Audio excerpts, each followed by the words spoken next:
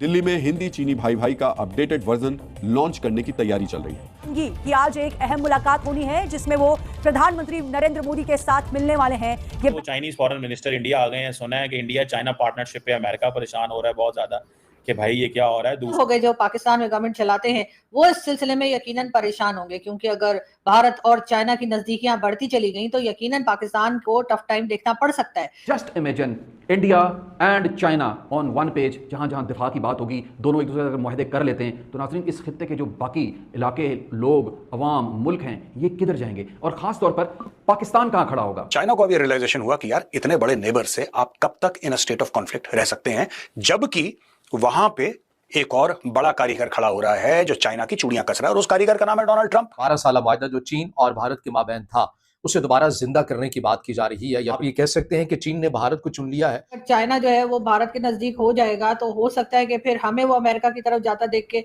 हमारे साथ कोई टर्म्स खराब हो जाए। और फाइनली चाइना ने भारत को चुन लिया। ऐसा नहीं हो सकता, दिस इज नॉट पॉसिबल कि भारत और चाइना जो है वो एक दूसरे के दोस्त बन जाएं। या चाइना ने भारत को इस वजह से तो अपने नजदीक नहीं किया कि अब पाकिस्तान जो है वो अमेरिका की तरफ ज्यादा डाइवर्ट हो चुका है। इंडिया और चाइना मिलकर हैरानकुन अमेरिका के खिलाफ अब लड़ाई के लिए सफबंदी करने जा रहा है। ट्रंप का वो लगाया हुआ टैरिफ वो इन दोनों के लिए ना सिर्फ ये कि मजबूरी बन गया बल्कि इन दोनों को नजदीक लेकर आ गया। अब इंडिया और चीन के अगर ताल्लुकात बेहतर होते हैं तो क्या पाकिस्तान साइड लाइन हो सकता है? क्योंकि पाकिस्तान इस वक्त 80% से ज्यादा जो वेपन्स हैं हमारे, वो नेवी के हों, एयरफोर्स के हों या फिर हमारे ग्राउंड फोर्स के हों, जो आर्मी है उनके हो, वो चाइना में यूज कर रहे हैं। चाइना का पाकिस्तान के साथ जो दोस्ती, तो मैं नहीं कहूंगी, हमारे यहाँ से दोस्ती कही जाती है, लेकिन जो रिश्ता रहा है या जिस तरह के टर्म्स रहे उसको देखते हुए भारत पूरी तरह से चाइना पे ट्रस्ट तो नहीं कर सकता। देखिए, भारत और चाइना के बीच में ये एक तरह से कॉन्फिडेंस बिल्डिंग मेजर है। इवन मोदी जी भी जाएंगे अभी इसको समिट में। नमस्कार दोस्तों, सोशल नेशन में आप सभी का स्वागत है। जब से खबर आई है कि भारत और चाइना की दोस्ती फिर से शुरू हो गई है, तब से पाक मीडिया में मातम छा गया है। जी हाँ, अभी चाइना के विदेश मंत्री 3 दिन के दौरे के लिए भारत आए हुए हैं। उन्होंने एस जयशंकर, अजय डोवाल और पीएम नरेंद्र मोदी से मिलकर कई अहम मुद्दों पर बात की है, जिसे देख पाक मीडिया हैरान हो गई है कि कहीं चाइना हमारा साथ छोड़ न दे। जी हाँ, जिस तरह से पाकिस्तान अमेरिका का गुलाम बन रहा है, अमेरिका के इशारों पर उड़ रहा है, वो सब देख चाइना कैसे खुश हो सकता है। आप सभी को पता ही है कि अमेरिका और चाइना के बीच 36 का आंकड़ा है और अब अमेरिका और इंडिया के बीच भी 36 का आंकड़ा चल रहा है। पर ऐसे सिचुएशन में पाकिस्तान अमेरिका के गोद में जाकर बैठ गया है और ये सब देख जब चाइना इंडिया के नजदीक जा रहा है तब पाक मीडिया को डर लगने लगा है। तो आप खुद ही सुन लीजिए कि पाक मीडिया ने क्या कहा। भारत से हाथ मिलाता हुआ दिखाई दे रहा है। भारत जिसको हमने पाकिस्तान बनने से लेकर आज तक अपना दुश्मन ही बताया है, कभी हमने कोशिश नहीं की कि भारत के साथ हमारे टर्म्स ठीक हो जाएं। कई चीजें जो भारत ने हमें कहीं, हालांकि वो बहुत आसान चीज थी मेरे हिसाब से, तो भारत और चाइना की नजदीकियां बढ़ती चली गई तो यकीनन पाकिस्तान को टफ टाइम देखना पड़ सकता है, क्योंकि चाइना बिल्कुल पसंद नहीं करेगा कि पाकिस्तान कंप्लीटली जो है वो चला जाए अमेरिकन कैंप में। लेकिन पाकिस्तान के पास चॉइस भी कोई नहीं है इस वक्त। जिस तरह से डोनाल्ड ट्रंप साथ दे रहे हैं, डोनाल्ड ट्रंप वाह कर रहे हैं, कई जगह पे पाकिस्तान को हथियार की जरूरत हो या पैसे की जरूरत हो। 2003 से भी एक पुराना मुआहदा जो कब से बिल्कुल रद्दी की टोकरी में पड़ा था, उसको दोबारा रिफ्रेश कर दिया गया है। चाइना और भारत एक नए मुआहदे में आ रहे हैं। पुराने ही मुआहदे को रिफ्रेश किया जा रहा है। क्या वो मुआहदा है, किस किस्म का वो मुआहदा है, क्या वो मुआहदा आगे चलकर चाइना और भारत की जो दोस्ती है उसको बहुत ज़्यादा बाउंडिंग में ले आएगा, बहुत ज़्यादा स्ट्रॉन्ग कर देगा, इसका इफेक्ट एक्चुअली पाकिस्तान पर क्या पड़ सकता है। और जो सबसे इंपॉर्टेंट बात है वो ये है कि चाइना के वजीर खारजा और भारत के कौमी सलामती के मुशीर अजीत दोल, इनके बीच में एक बड़ी लंबी डिस्कशन हुई है।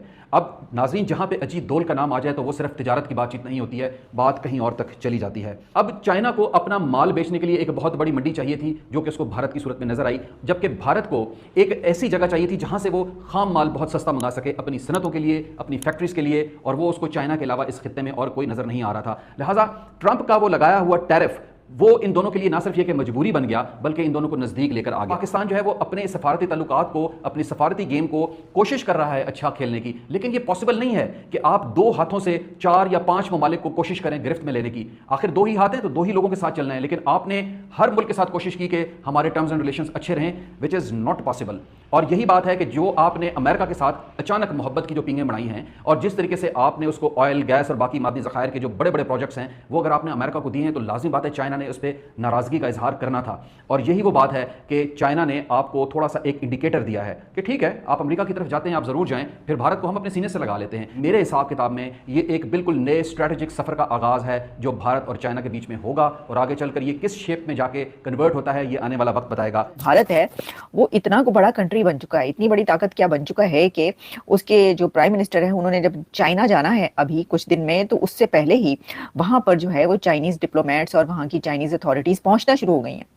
तो वो उनको वेलकम करने के लिए पहुंच रही हैं, उनको कह रहे हैं कि जी बिल्कुल, क्या आप तैयार हैं और आप आ रहे हैं, नहीं आ रहे, ये सब तो अपनी जगह पर, लेकिन दी रियल राइवल्स हैं वो China and India are the real rivals.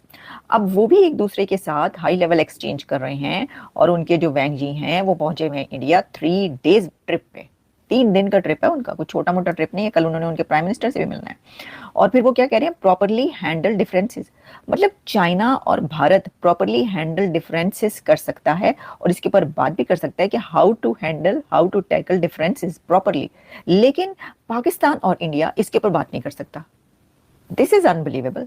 मतलब ये सोचने की बात है कि 2 बड़े राइवल्स एक दूसरे से बात कर सकते हैं कि हमने डिफरेंसेस कैसे सॉर्ट आउट करने हैं, लेकिन 2 ऐसे हमसाए जिसकी इकोनॉमी जो है वो कोई मतलब क्या है, वो IMF के पास है, दूसरा जो है वो चौथी बड़ी इकोनॉमी बनने जा रहा है, लेकिन वो दोनों अपने जो हैं डिस्प्यूट्स वो सॉर्ट आउट नहीं कर सकते, वो वहीं के वहीं पर खड़े हैं, बल्कि और 10 कदम पीछे चले गए कि जंगें हो रही हैं एक दूसरे के साथ अभी भी। ये क्या आपको समझ आती है?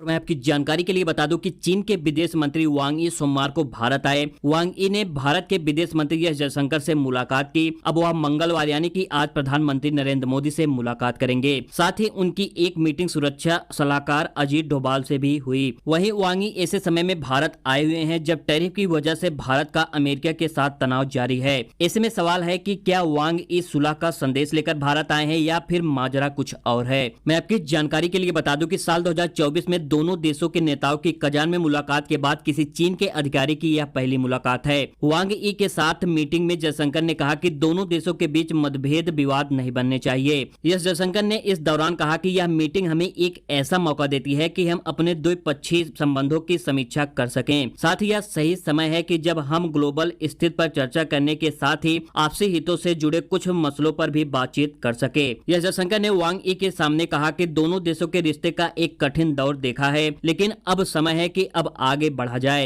एस जयशंकर के अनुसार इसके लिए एक स्पष्ट और निर्माणात्मक सोच की जरूरत है। एस जयशंकर ने कहा कि इसे हासिल करने के लिए 3 बातों को आधार बनाने की जरूरत है: आपसी सम्मान, आपसी संवेदनशीलता और आपसी हित। न ही मतभेद विवाद बनने चाहिए और न ही किसी तरह की प्रतिस्पर्धा। तो यार, आप लोग को क्या लगता है कि भारत और चीन के रिश्ते कितने हद तक सही होंगे? अपनी राय कमेंट सेक्शन में जरूर बताएं, और वीडियो पसंद आई है तो वीडियो को लाइक और चैनल को सब्सक्राइब जरूर करें। मिलते हैं किसी नेक्स्ट वीडियो में।